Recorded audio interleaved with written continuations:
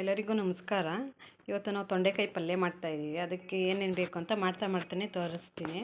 ಈಗ ಸ್ಟವ್ ಮೇಲೆ ಒಂದು ಬಾಣಲಿ ಇಟ್ಕೊಂಡ್ಬಿಟ್ಟು ಅದಕ್ಕೆ 100 ಗ್ರಾಮ್ ಅಷ್ಟು ಎಣ್ಣೆ ಹಾಕ್ಕೊಂಡಿದ್ದೀನಿ. ಈಗ ಎಣ್ಣೆ ಕಾದಿದೆ, ಈರುಳ್ಳಿ ಹಾಕ್ಕೊಳ್ತಾ ಇದ್ದೀನಿ. ಈಗ ಈರುಳ್ಳಿಗೆ ಉಪ್ಪು ಹಾಕ್ಕೊಳ್ತಾ ಇದ್ದೀನಿ ಸ್ವಲ್ಪ. ಈಗ ಅರ್ಧ ಈರುಳ್ಳಿ ಫ್ರೈ ಆಗಿದೆ. ಶುಂಠಿ ಬೆಳ್ಳುಳ್ಳಿ ಸೇರಿಸ್ಕೊಳ್ತಾ ಇದ್ದೀನಿ. ಶುಂಠಿ ಬೆಳ್ಳುಳ್ಳಿ ಪೇಸ್ಟ್ ಹಾಕ್ಬಿಟ್ಟು ಮಿಕ್ಸ್ ಮಾಡ್ಕೊಬೇಕು ಚೆನ್ನಾಗಿ. ಶುಂಠಿ ಬೆಳ್ಳುಳ್ಳಿ ಪೇಸ್ಟ್ ಚೆನ್ನಾಗಿ ಫ್ರೈ ಆದಮೇಲೆ ಟೊಮಟೊ ಸೇರಿಸ್ಕೊಬೇಕು. ಒಂದು 4 ಟೊಮಟೊ ಕಟ್ ಮಾಡಿ ಇಟ್ಕೊಂಡಿದ್ದೀನಿ. ಟೊಮಟೊ ಸೇರಿಸ್ಬಿಟ್ಟು ಒಂಚೂರು ಉಪ್ಪು ಹಾಕ್ಕೊಬೇಕು. ಉಪ್ಪು ಹಾಕ್ಬಿಟ್ಟು ಫ್ರೈ ಮಾಡ್ಕೊಬೇಕು. ಟೊಮಟೊ ಬೆಂದಿದೆ, ತೊಂಡೆಕಾಯಿ ಸೇರಿಸ್ಕೊಳ್ತಾ ಇದ್ದೀನಿ. ಅರ್ಧ kg ಅಷ್ಟು ತೊಂಡೆಕಾಯಿ ತೊಗೊಂಡಿದ್ದೀನಿ. ಹಾಕ್ಬಿಟ್ಟು ನೀಟಾಗಿ ಮಿಕ್ಸ್ ಮಾಡ್ಕೊಳ್ಬೇಕು.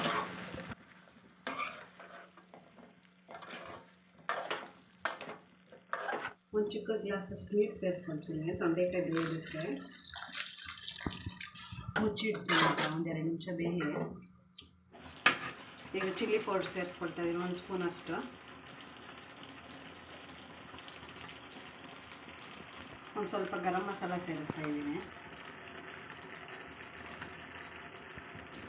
ಧನಿಯಾ ಪುಡಿ 1 ಸ್ಪೂನಷ್ಟು. ಅರಿಶಿನ ಪುಡಿ ಸ್ವಲ್ಪ.